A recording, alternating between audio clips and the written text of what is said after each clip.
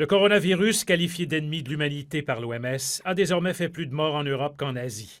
Et loin de ralentir, la pandémie s'accélère en Italie. On vient d'y enregistrer le plus grand nombre de décès en une journée pour un seul pays, 475, pour un total qui approche les 3000 morts. Mais lueur d'espoir, une équipe d'infectiologues a mis au point un modèle selon lequel le pic de l'épidémie en Italie sera atteint le 25 mars, soit 14 jours après le confinement presque total du pays.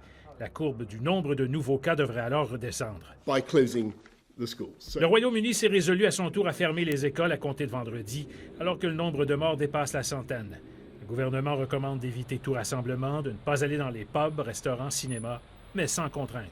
Buses are still full, the tubes are full, bars are full. London is not listening to your advice. We live in a land of liberty, as you know, and we don't tend to impose those sorts of restrictions on people in this country. But I have to tell you, we will rule nothing out. La France a d'ailleurs critiqué l'approche du gouvernement britannique. L'Italie, la France, l'Espagne, peut-être demain d'autres États, ont choisi d'arriver au confinement.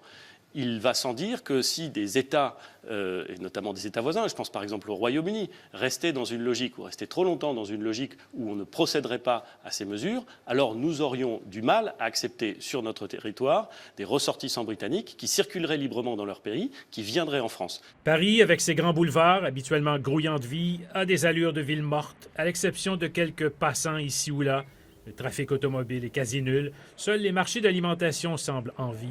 Autour de la Tour Eiffel, seuls les pigeons sont encore là. En Espagne, on a dépassé les 600 morts. Le premier ministre Sanchez a dû livrer un discours devant un parlement quasi vide. Et dans un rare discours à la nation retransmis à la télévision, la chancelière allemande Angela Merkel a déclaré que la lutte contre ce coronavirus constitue le plus grand défi qu'ait connu l'Allemagne depuis la Deuxième Guerre mondiale. Enfin, la Belgique a aussi annoncé à son tour le confinement de sa population jusqu'au 5 avril.